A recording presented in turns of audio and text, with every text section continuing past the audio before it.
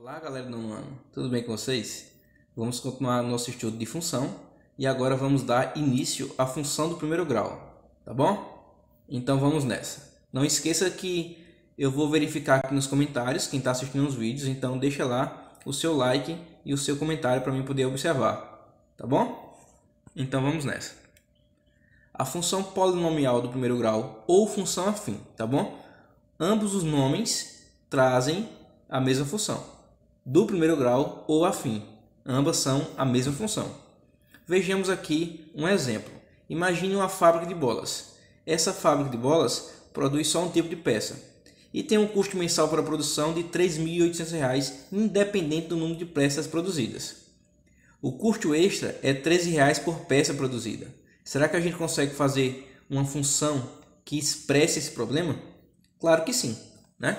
Vejamos outro exemplo. Quando a loja vende R$ 10.000 no mês, o salário de Marcos é fixo em R$ 3.200.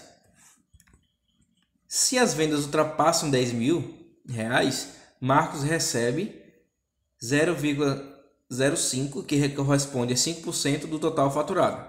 Então, será que a gente consegue fazer uma função que expresse o salário de Marcos? Vejamos.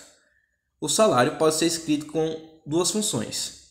Vou falar salário depende do faturamento, não é isso? Então, S é o salário e T do total do faturamento. Então, S de T é a nossa função. S de T vai ser 3.200 se o faturamento for menor que 10.000. Aqui é 10.000, tá? Houve um erro de digitação. Então, e S de T será igual a 0,05T, que é 5% do faturamento, mais 3.200, que é o fixo, se o faturamento T passar de R$ 10.000. Então, observe o problema de Marcos nesta tabela, tá? Se a empresa não faturar nada, T igual a zero, o salário de Marcos é R$ 3.200. Y, né? A gente chamou agora S de T de Y. Então, se o salário de Marcos fica até 3.200, caso a empresa venda 10.000 ou menos. Agora observe quando a empresa vende 12.000 de faturamento. Então, é 3.200 mais 5% de 12.000, que deu R$ 3.800. Se a empresa vende 20.000 de faturamento, o salário de Marcos, Y, passa a ser 4.200, pois é 3.200 mais 5% de 20.000. Então, observe o gráfico ao lado, que representa o salário de Marcos. Veja que de 0 até 10.000, nós temos uma função constante. A função constante é quando a reta não tem inclinação. A partir de 10.000, o salário de Marcos aumenta. Então, nós temos aí uma função crescente, tá? Tanto a função crescente como a função constante são do primeiro grau, certo? Pois a incógnita tem grau 1. O T tem grau 1, tá bom? Então, o primeiro trecho, né? Menor que 10.000, menor ou igual a 10.000, o salário dele é 3.200. E o segundo trecho, para maior que 10.000, o salário é 3.200 mais 5%. Então, definição da função do primeiro grau. Sendo A e B números reais e diferente de zero, dá-se o nome de função polinomial do segundo grau, do primeiro grau, ou função afim, a toda função que pode ser escrita na forma função de reais em reais, f de x igual a x mais b, tá? Então, a estrutura de uma função do primeiro grau é f de x igual a x mais b, ou também pode ser apresentada por y igual a x mais b. Nesse caso, o a e b são chamados coeficientes da função. Vocês lembram lá da equação do segundo grau, quando a gente ia tirar as incógnitas, né, para calcular Bhaskara, quem é o a, quem é o b, quem é o c? Aqui é a mesma coisa, tá? Só que aqui é uma função, não é equação. Por que função? Porque o valor de y depende do valor de x. Existe uma dependência.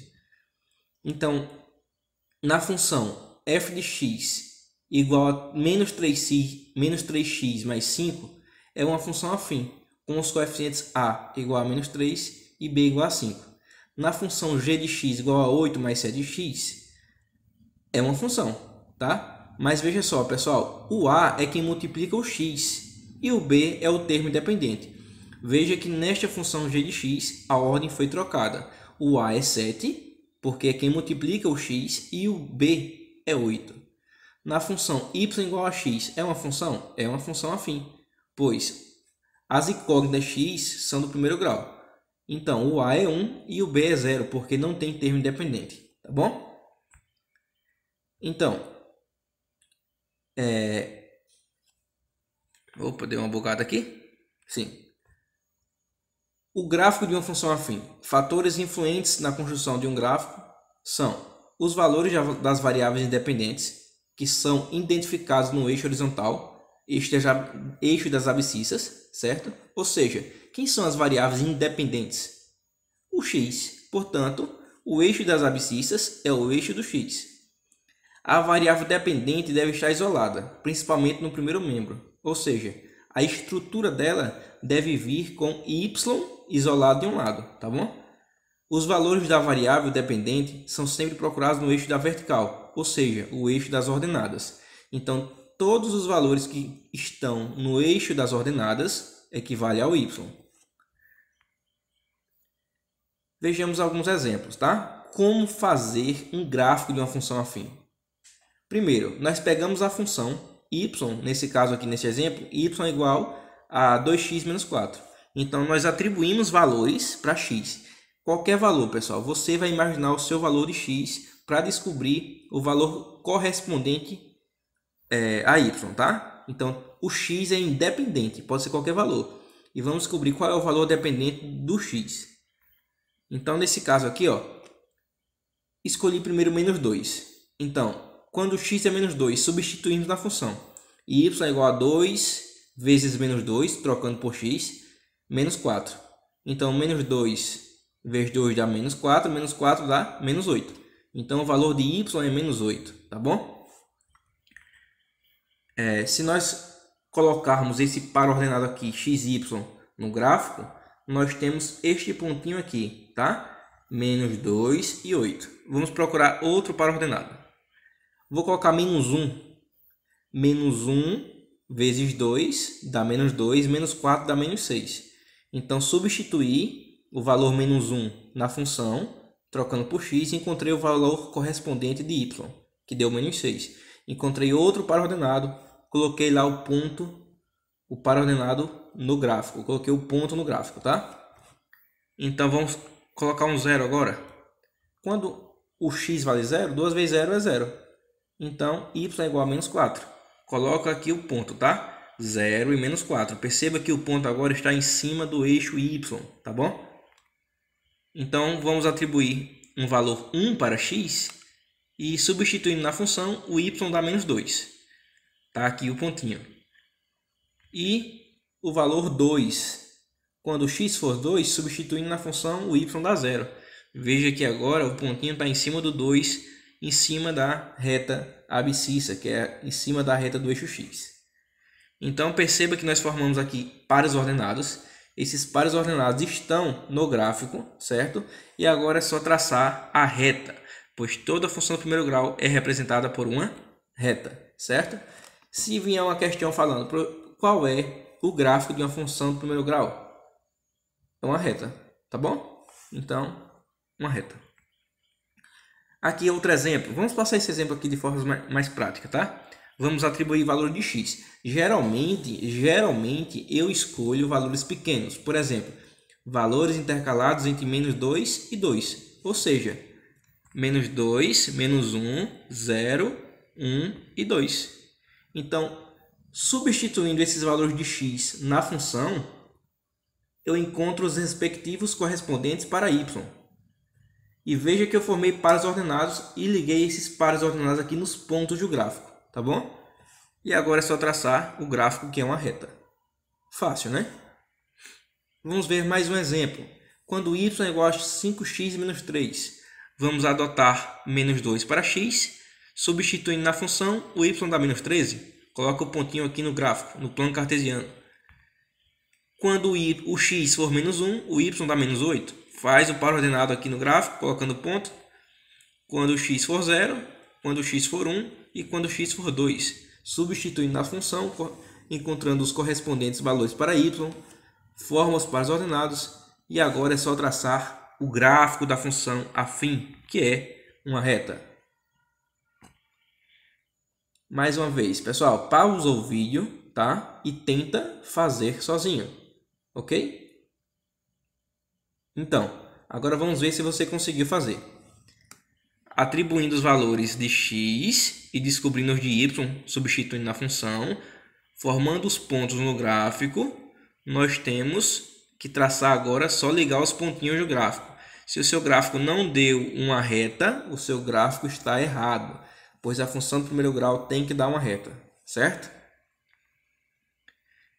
No caso da função afim, que tem a estrutura f de x igual a x mais b, o coeficiente a é chamado de coeficiente angular e determina a inclinação da reta, tá? Se o a for positivo, então é uma função crescente.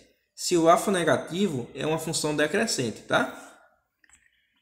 O coeficiente b é chamado de coeficiente linear e representa a ordenada no ponto em que o gráfico corta o eixo vertical. A função intercepta o eixo y com um par ordenado x igual a 0 e o coeficiente linear b, tá bom? Os elementos de uma função, pessoal. Quando ligamos pontos por uma linha, uma reta ou uma curva, estamos dizendo que todos os pontos dessa linha, são infinitos pontos, estão considerados. Entretanto, alguns podem ser destacados, podendo até receber o nome, uma letra, tá bom? Então veja aqui no gráfico, esse gráfico aqui que não é uma reta, é o gráfico de uma função do segundo grau. Esse gráfico aqui é uma parábola, certo? O gráfico da direita é uma reta, tá bom? Onde tem um quadradinho vermelho ali, é um gráfico de uma função do primeiro grau. E o gráfico do quadradinho laranja também é do primeiro grau, só que é uma função constante, certo? Então, repare que no trecho destacado, para x maior, o x2 maior que x1, temos o mesmo valor de y, ou seja, mesmo quando o valor de x aumenta, o valor de y se mantém. Quando isso ocorre, dizemos que é uma função constante, tá bom? Lá no quadradinho vermelho. Veja só, é uma função constante. No quadradinho vermelho, para x2 maior que x1, temos y2 menor que y1, ou seja, quando o valor de x aumenta, o de y diminui, certo? Quando isso ocorre, dizemos que a função é decrescente, certo? Perceba que a função agora está com linha decrescente. No ponto P, observando o gráfico dessa função, podemos observar no ponto P que é o ponto com o menor valor correspondente no eixo vertical. Quando isso ocorre, este ponto é chamado de ponto mínimo. Repare que nesse caso, o valor de y é mínimo, ou seja, o menor valor de y é menos 6, quando o x vale menos 2.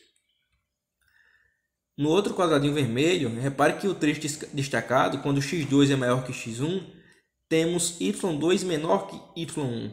Ou seja, quando o valor de x aumenta, o de y também aumenta. Isso significa que a função é crescente nesse trecho, tá bom? Então, nós já vimos três tipos de função.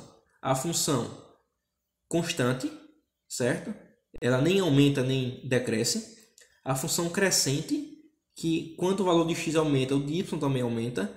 E a função decrescente, que quando o valor de x aumenta, o de y diminui, certo? Três tipos de função. E nós aprendemos também a observar o ponto mínimo, tá bom? Que é o menor valor de y, é o mínimo da função. Então, agora observe o seguinte, pessoal. Os pontos em que a função intercepta o eixo x são chamados de zero, ou raízes da função. Por quê? Porque é o valor de x que torna y igual a zero. Então, esses pontos que tocam a abscissa são chamados de zeros. Está no quadradinho cinza. Observe, tá? Vamos desenhar um gráfico, pessoal. Adotei aí os mesmos valores de x, de menos 2 até 2. Na função y igual a 2, para qualquer valor de x, o y vale 2. Por quê? Porque o y não depende de x. Então, nesse caso, a função é uma função constante, tá bom? E o gráfico dela, ó, não tem inclinação, certo? Quando o gráfico não tem inclinação, a função é constante.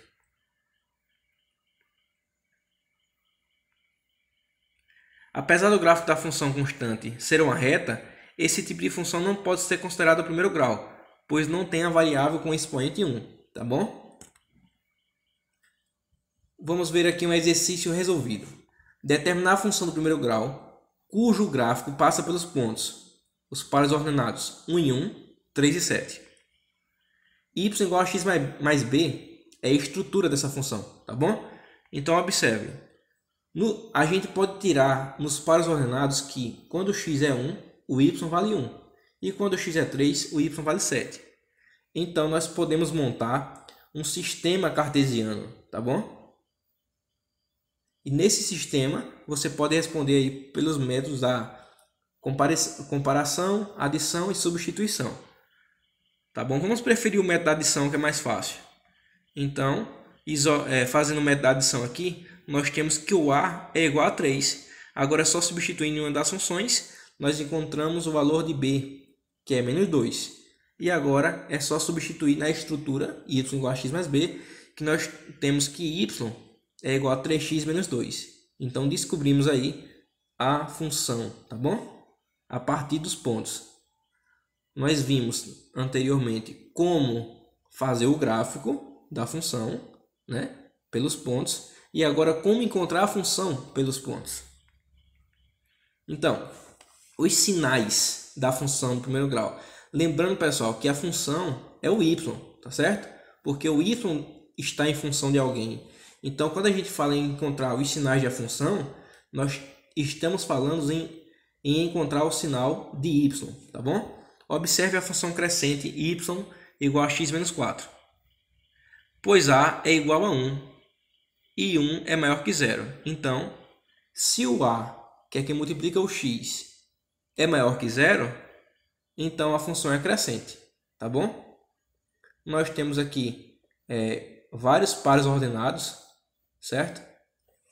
Atribuindo vários valores de x de menos 2 até 10, substituindo na função e encontrando o valor de y, nós podemos observar que quando o x vale 4, o y é 0. Portanto, sabendo a raiz da função, o que é raiz? É o ponto que intercepta no eixo x. Então, sabendo que este ponto que corta o eixo x é no x igual a 4, então nós podemos determinar a partir disso os sinais da função, né?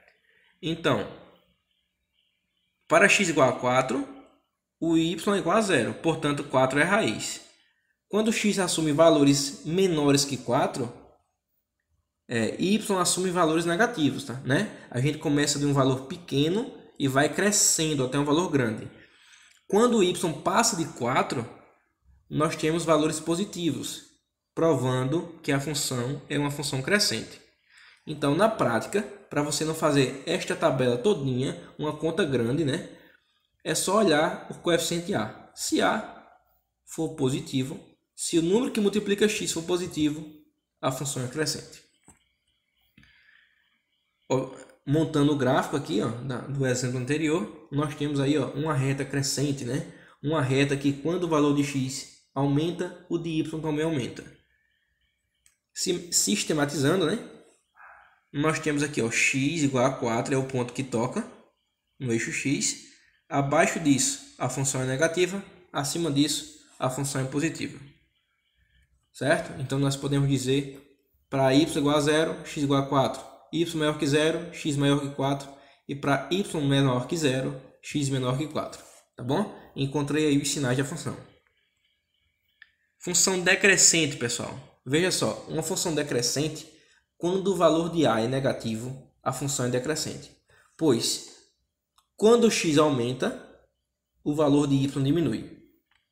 Vejamos, adotando aqui x de menos 3 até 10, nós vemos que o ponto x igual a 2 torna a função 0. Portanto, x igual a 2 é raiz. Certo? Quando x assume valores menores que 2, a função assume valores positivos, né? veja que ela está no positivo, 0 e vai para o negativo. E quando ela assume valores maiores que 2, a função assume valor negativo, menor que 0. Portanto, essa função é uma função negativa. E como atividade de casa, eu quero que vocês respondam as páginas da 80 a 87, tá bom? Resolver no livro e me enviar no e-mail, em PDF com o aplicativo que vocês já estão acostumados, até sexta-feira, dia 15 de maio. Ok? Então, se não deu seu like, não colocou seu comentário aqui, vai levar falta. Tá? Então, deixa aí o comentário e o seu like. Valeu, falou e fui!